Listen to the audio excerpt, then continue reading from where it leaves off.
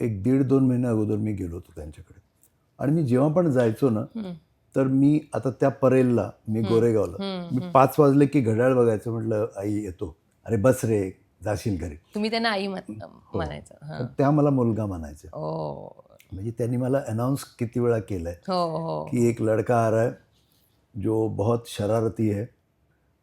मैंने बोला इसको क्लासिकल सीख तो सीखा नहीं, इसकी नकल कर, उसकी नकल कर, अब बड़ा हो गया है, अमिताभ बच्चन के लिए गा रहा है, आ रहा है मेरा बेटा सुदेश.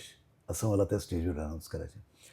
तर मी गेलो की त्या, आणि मी ट्रॅफिकमध्ये येतो ना, तर अरे बस रे, 3-3, 4-4, 5-5 फक्त आई आणि मी. आणि लास्ट मी जेव्हा गेलो, मला गेल्या गेल्या काय म्हणतात, सुदेश 8 सप्टेंबर लिहून ठेव, माझ्या वाढदिवसाला आपल्याला कार्यक्रम करायचा. ओ. कळलं तुम्हाला? आणि मी थोडा, बरेच म्युझिशियन जे काय त्यांनी प्रत्येकाला आपल्या मुलाप्रमाणे, जे कोणी घरी जायचे, मग तो किती मोठा मंत्री असो किंवा म्युझिशियन, खूप प्रेम दिलं. स्वतःच्या हाताने जेवण करून वाढायचे. त्यांना जेवण करून लोकांना जेवायला द्यायची फार आवड. तर कधी कधी मी म्हणायचो, आई आता बस करा ना तुम्ही, ट्रॅव्हलिंग वगैरे तुम्हाला जरा त्रास होतो आहे तुम्हाला गाताना, चुप. मला जर तू माझं गाणं बंद कर म्हटलंस आणि मला म्युझिशियनपासून दूर हो म्हटलंस ना, ही समोर खिडकी दिसते ना, ती उडी मारून जीव देईन. आणि मला सांगा, आता 92ला एक एक गायिका मला सांगते की येणाऱ्या वाढदिवसाला. आणि तेव्हा त्या ऑलरेडी आजारी होत्या. तर किती पॉझिटिव्ह हे होते. एक्झॅक्टली. आणि निगेटिव्ह कधी विचार अख्खं नाही जग केला. जाणतं की पर्सनल लेवलवर, लहान असताना लग्न झाल्यानंतर, प्लेबॅक सिंगर झाल्यानंतर, कधी त्यांना पर्सनल लेवलवर आनंद मिळाला नाही. एक म्हणतात ना, ते आपल्या आधी आपले 2 मुलं जाणं आपल्या डोळ्यासमोर. तर बऱ्याच गोष्टी अशा होत्या ज्या माझ्याशी शेअर करायच्या. आणि त्यांना आणि शेवटचं मला बोललं, सुदेश आता आज लोकांना बहुतेक वाटेल हा कॅमेऱ्यावर फेकतोय. मला, सुदेश तू एकटाच आहेस रे, मला एवढा विश्वास आहे, मी रात्री 2ला जरी फोन केला तरी तू येशील माझ्यासाठी. खूप म्हणजे आणि एक गोष्ट सांगतो, आई का म्हणतो मी त्यांना, की मला त्यांनी SD बनवून ऐकलं, माझं अमिताभ बच्चन ऐकलं. आणि मग काही दिवसांनी एका स्टुडिओत भेट झाली. मी नमस्कार केला, म्हणजे सुदेश भोसले. अरे हां, त्या दिवशी तुमचा तो सचिनदांचा आवाज फार छान गायलात तुम्ही, मला परत ऐकवा. तर मी घाबरत आता आशाजींबरोबर फर्स्ट टाईम भेटतो आणि म्हणतं, ते गाणं आहे अमर प्रेममध्ये, झोली में बिठाई के कार लाये मोरे सजना के द्वार. सचिनदांचं बॅकग्राऊंड गाणं आहे अमर प्रेमचं.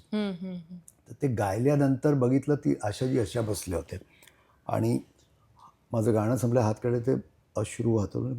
मला वाटलं समोर दादाच उभे आहेत, म्हणजे एवढ्यात आहे. आणि मग त्यांनी पंचमदाना ऐकवलं. पंचमदाना पण वाटलं की अरे ये तो पिताजी जैसा गा रहे. तो बोले मेरे पिताजी के जब दांत निकाले थे ना, तो एग्जैक्ट उनकी गाने में से एक सीटी निकलती थी, तो तुमने बहुत एग्जॅक्ट पकडी. तो वो म्हणजे ह्या त्यांच्यामुळे RD बनवून गेलं.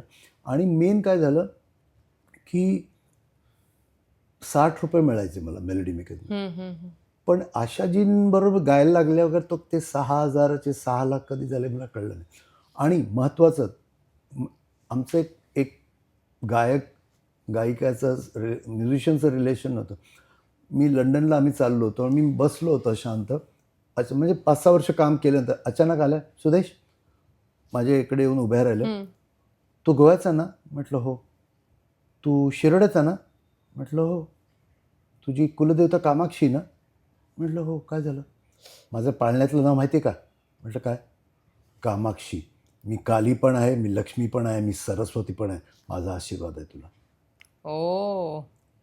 आणि असं त्याने स्टेजवर एक दिवस मला बघितलं, मी असं करत होतं काय ते ॲसिड. त्याने दुसऱ्या दिवशी बॉम्बे हॉस्पिटलमध्ये एका डॉक्टरकडची अपॉइंटमेंट घेऊन फुल बॉडी चेकअप केलं मला. अशी किस्से सांगायला बसलो तर काही. तर ते वेगळं एक सिंगरचं हे नव्हतं. आणि म्हणून आम्ही आणि ते सगळेच म्युझिशियन आम्ही त्यांना आई म्हणतो. म्हणायचं. मला असं एक तुम्हाला विचारायचं आहे की तुम्ही एवढ्या म्हणजे अमिताभ जींचं किंवा बऱ्याच मोठमोठ्या स्टार्सचे मिमिक्री करायचात, पण असा एखादा स्टार होता का ज्याने कधी तुम्हाला असं म्हटलंय तू सिर्फ अमित का ही करताय, मेरा नहीं करता, मेरा कभी नहीं किया, असं कोणी आहे की ज्यांना अरे मेरा भी कर, असं कोणी नाही अप्रोच केलंय तसं? उलट ज्यांची मिमिक्री मी करतो त्यांनी मला फोन करून किंवा स्टेजवर भेटून माझी तारीफ केली. त्याचं कारण काय, मी कधी त्या कलाकारांची मस्करी नाही केली. मस्करी नाही. कारण एखाद्याला राग पण येऊ शकतो ना, पण पण असं कोणी आनंदाने करायला सांगितलीये मेरा कर अभी? कोण आहेत तसे आर्टिस्ट आणि तुम्ही केलीये? किशोर कुमार. हो, त्यांना आवडायचं? अरे त्यांनी एक कॅसेट मी बनवून दिली होती अशी, ते गाणार होते, तो मेरी आवाज में गाते हो. तर ते बोले ये गाना, मैंने सोचा ये गाना मैंने कब गाया. फिर मैंने एक मर्तबा फिर सुना आणि हे लीनाजींच्या समोर आहे, म्हणजे प्रूफ आहे अजून. फिर मैंने 7-8 मर्तबा सुना, फिर एक जगह जाके मैंने पकड़ लिया. मैंने सोचा ये मैं नहीं, ये सुदेश हो सकता. फिर मैंने लीना को बुलाया, अरे गाना सुन. बोले वाह बहुत अच्छा दादा, बहुत अच्छा गा. अरे पागल, ये मैं नहीं, ये सुदेश है. फिर मैंने अमित को बुलाया, फिर अमित गाना सुन. बोले वाह आप तो अच्छा ही गाते हो, मुझे क्यों पूछ. अरे सुन तो. अरे बहुत अच्छा दादा. अरे पागल, ये मैं नहीं, सुदेश है.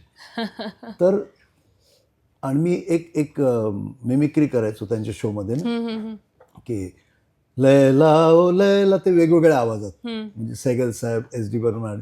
तर एंडमध्ये मी गायलो लैला हो लैला रे,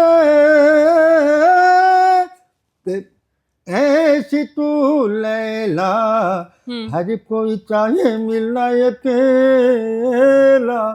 आणि लोकांनी USA मध्ये टाळ्या वाजवणं सुरू केलं, वन्स मोर वन्स मोर. तर मला वाटलं की किशोर कुमारच्या शोमध्ये मला वन्स मोर, आणि त्या टाळ्या थांबेच ना, शिट्या थांबेच ना, पब्लिक हसतं. मग कोणीतरी मला असं केलं. तर मग बघितलं की मी जेव्हा लैला सुरू केलं ना, किशोरदा माझ्या मागे उभे राहून शॉल लावून असे डान्स करत होते. अब मेरी आवाज में गा, तो मग त्यांच्या आवाजात निघाले. वा वा, इतकं छान तुम्ही बोलताय आणि असं ऐकत राहावं असं वाटतंय. पण आता म्हणजे एक रॅपिड फायर घेऊया आपण, छान इंटरेस्टिंग. बापरे. सिंगिंग की mimicry? Singing with mimicry. Kishore Kumar की मोहम्मद रफी, कोणाची तुम्हाला करायला आवडते जास्त मिमिक्री? हे बघा, गुरूंमध्ये कधी भेदभाव, जसे आई बाबा असतात ना तसे, पण दोघांकडून शिकलो. म्हणजे हा खरंच. पण हा स्टेजवर मी जे थोडासा कम्फर्टेबल आहे ते किशोरदांबरोबर, कारण त्यांच्याजवळ तर पोहोचू शकत नाही आपण. स्टुडिओ रेकॉर्डिंग की लाईव्ह कॉन्सर्ट? लाईव्ह. एक असं मला हे सांगायचं आहे की तुम्ही एखाद्या व्यक्तीची मिमिक्री करताय आणि सतत तुम्हाला करायला सांगितली तरी तुम्ही बोर नाही होणार, असं कोणता आर्टिस्ट आहे त्याची तुम्ही सतत करू शकता? म्हणजे वन्स मोर आले तुम्ही करून दाखवू शकता. असरानी. हो, आम्हाला दाखवा ना. 24 तास. एक वेगळं, आता ते आपल्यात नाही. कधी ब्रश करताना दाढी गावी, आज इतने बाल इतना क्यों रगड़ रहा बे. एक असे सिंगर जे आत्ता आपल्यात नाही आहेत आणि तुम्ही खूप मिस करता त्यांना, कारण तुमचं त्यांच्याशी एक वेगळं नातं होतं. आशाजी. तुमचं फेवरेट ड्युएट पार्टनर, ज्यांच्याबरोबर तुम्हाला गायला गाणं आवडायचं लाईव्ह कॉन्सर्टमध्ये? लाईव्ह कॉन्सर्ट मी तसं बघितलं ना, तर मी कविताजींबरोबर खूप रेकॉर्डिंग. कविता कृष्णमूर्ती. आणि आज एक आमचं ना एक असं ट्युनिंग आहे, कम्फर्ट लेवल आहे.